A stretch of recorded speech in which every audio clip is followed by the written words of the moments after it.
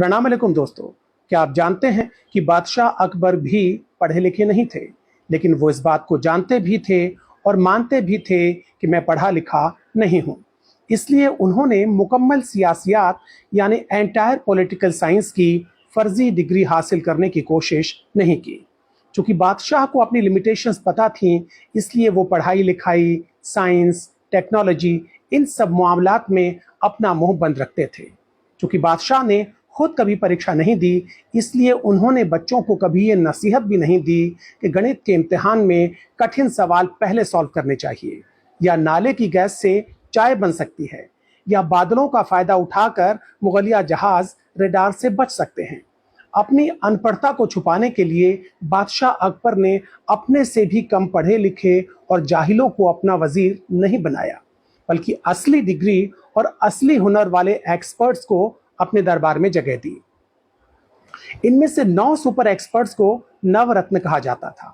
ये नवरत्न चूंकि एक्सपर्ट्स थे, इसलिए बादशाह इनसे सलाह लेते थे, सलाह देते नहीं थे, और देते भी तो नवरत्न फालतू की सलाह को एक्स्ट्रा टू ए बी मानकर इग्नोर कर देते थे। दूसरी बात अकबर बादशाह में ये खास थी कि वो सही आदमी से सही काम लेते थे। मसलन राजा टोडरमल एडमिनिस्ट्रेशन और रेवेन्यू के एक्सपर्ट थे और तानसेन संगीत के। तो अकबर बादशाह ने कभी तानसेन से ये नहीं कहा कि आप रेवेन्यू संभालिए, राजा टोडरमल गीत गाएंगे। कहने का मतलब ये कि बादशाह अकबर ने हिस्ट्री में एमए करने वाले को रिजर्व बैंक का गवर्नर नहीं बनाया। दूसरी बात, बादशाह अकबर की कैबिनेट में सभी की जिम्मेदारियां तय थीं और जवाबदेही भी। ये नहीं कि रेल का मामला हो तो खेल मंत्री जवाब दें, खेल के मामले में तेल मंत्री बोलें, तेल के मामले में जेल मंत्री बयान दें। बादशाह अकबर के मंत्री अपना अपना काम किया करते थे, खो खो का खेल नहीं खेलते थे। बहरहाल बादशाह अकबर ने सड़कें बनवाई, शानदार इमारतें बनवाई, सराय बनवाई, बहुत कुछ बनवाया, लेकिन जीते जी अपने नाम से जलालुद्दीन मोहम्मद अकबर स्टेडियम नहीं बनवाया। उन्होंने कभी अपनी नाकामी का ठीकरा अपने बाप हुमायूं के सर पे नहीं फोड़ा। अच्छा, अकबर के दरबार में हमारे एक पूर्वज व्यंग्यकार यानी सैटारिस्ट भी थे, आप जानते हैं? उनका नाम था बीरबल।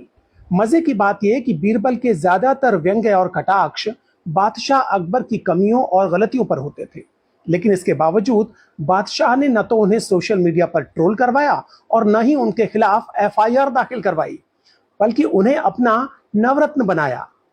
बादशाह अकबर भी दिखने में अच्छे नहीं थे, लेकिन उन्होंने न तो प्लास्टिक सर्जरी करवाई और न ही रोज 2 घंटे मेकअप के लिए दिया करते थे। हिंदुस्तान का शहंशाह होने के बावजूद बादशाह अकबर दिन में 5 बार कपड़े नहीं बदलते थे। बादशाह अकबर गलत फैसला देने के लिए मुंसिफ और काजी पर दबाव नहीं डालते थे, रियाया से किए हुए वायदों को भूल नहीं जाते थे, सब कुछ एक्चुअल और ओरिजिनल करते थे, पुरानी योजनाओं के नए नाम नहीं रखते थे।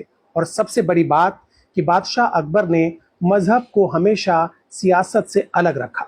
अपनी प्रजा में उन्होंने कभी धर्म के आधार पर भेदभाव नहीं किया।